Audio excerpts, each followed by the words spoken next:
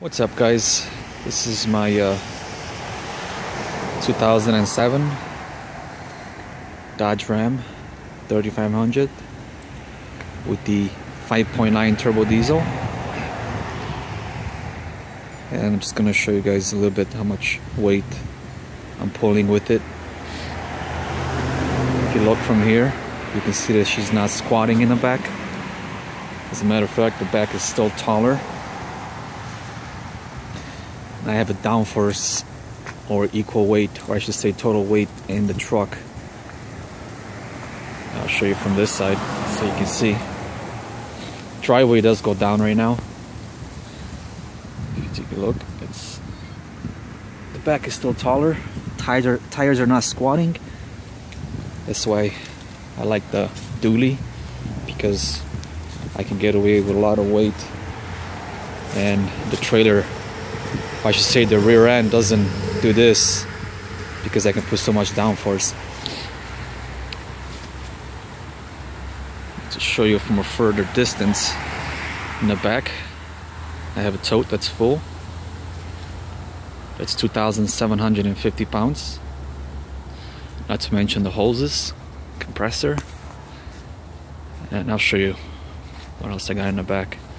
From here you can see that the height, it's still taller in the back, even though the driveway is, I should say, if I hold the camera like this is how the driveway is, so now you get to see how tall the truck is. And this is what I pull behind. All those totes are full. I started taking some from the first one, half of it, but had to stop because it's too cold and gelled up.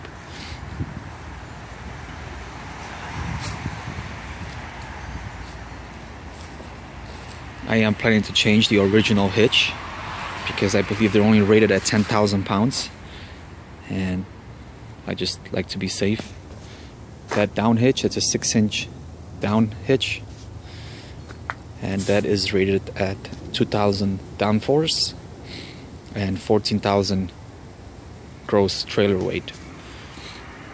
And behind here I actually have roughly 14,000 pounds. See, the tires are not squatted down, they're okay. Show you a little bit from the back.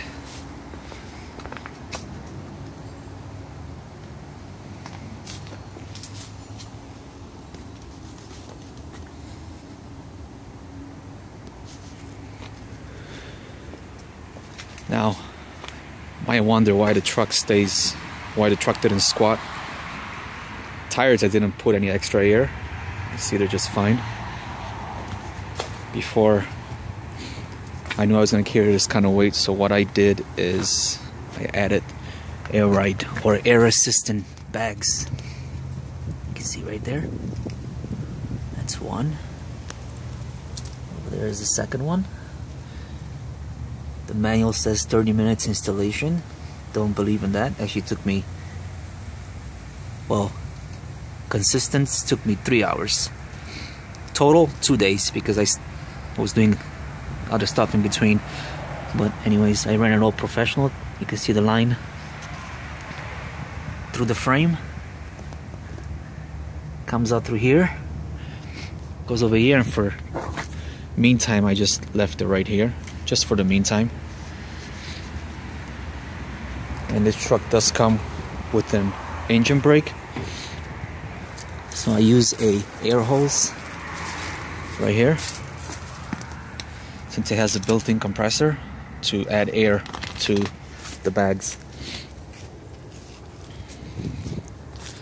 Also, another problem I ran into, which really blows.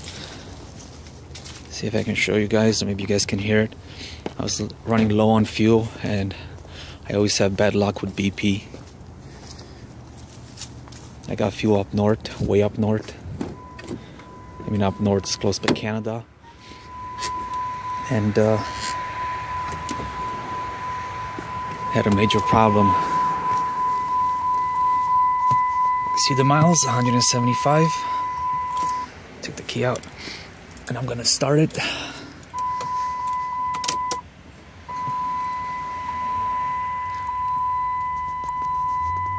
It's pretty cold outside, I won't lie.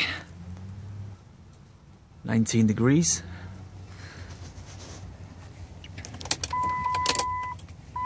Okay. I'm gonna crank it and you're gonna probably feel or hear a misfire.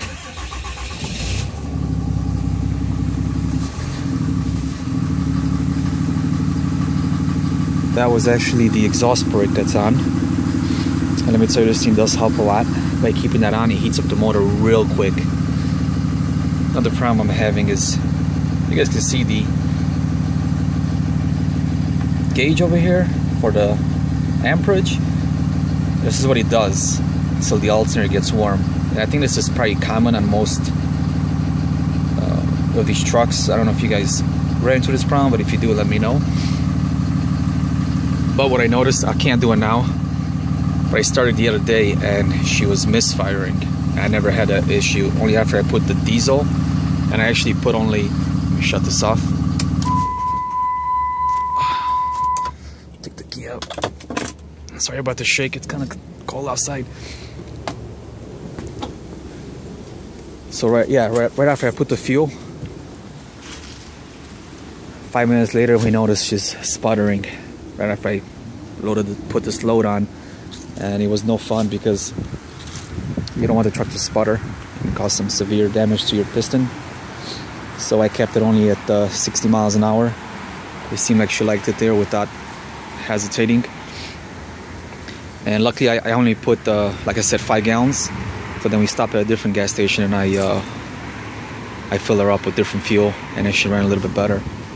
But yeah, that's just one problem you could have with gas stations. They can have water in the fuel, and that can cost you up to $10,000 damage.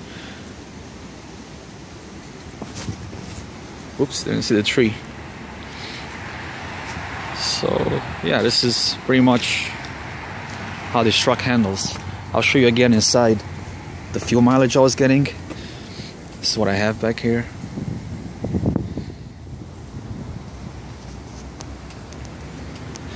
I'm trying to jump on it right now. Well, can't see. And it doesn't go down, nothing. And believe it or not, by adding that assisting airbags, it gave me a total, or I should say, an additional 5,000 pounds weight that I can carry, but that's not the reason why I put it on. I actually put the air ride, I'll show you from here. I put the air ride on to assist the height because the back was squatting, and these trucks don't come with adjustable front headlights. Now it's blinding people. And by putting this on, I actually bought these air ride for $280 off of eBay. They're the same as the Firestone.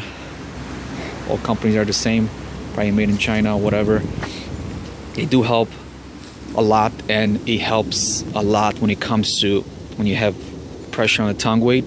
You don't get that hopping in the back whatsoever, because pretty much at this height right now, you are riding only on air ride, and these tires will just go up and down and you won't feel it inside. It's a very beautiful upgrade if you guys are looking to make a truck to normal height with a payload of 2,700 and a downforce of 2,000 pounds. That's what I have about right now, 2,000 pounds of downforce. So that's 5,000 pounds, a little bit over the truck limit, but this one has dual brakes. You can see in there the brakes. This one too. And it stops on a dime. Not to mention the Jake brake helps it a lot too. Or actually I should call it exhaust brake. That's about it. And that, I choose to buy the Mega Cab as I travel, and it gives me room. You can see this back door is bigger than the front door. You have an idea how roomy this truck is, and the seats still go back. Actually, this one from here, somewhere from here, this actually tilts back so you can rest better. They are very rough in the back. When they're empty and you're going on a concrete highway, by adding the airbag, and I put a little bit of air. Did not really help much, but when you got a low like this, you can't even feel that it's behind there. Yeah, I meant to show you guys my gas mileage with a bad injector. Let's put this key in here. Show you what I was averaging.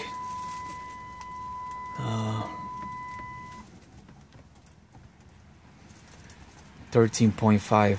Well, probably because the last 15 miles I came down the street, but I was actually averaging 14 to 15, about 14.8 miles per gallon at 62, which is still not too bad.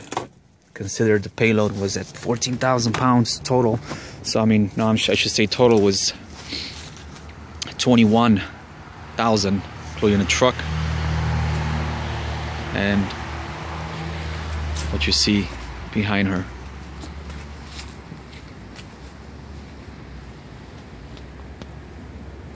Well guys, if you decide to get a truck like this with the 5.9 and you're carrying 14,000 pounds behind you, the only time you're gonna feel it is off the line, like any other rig.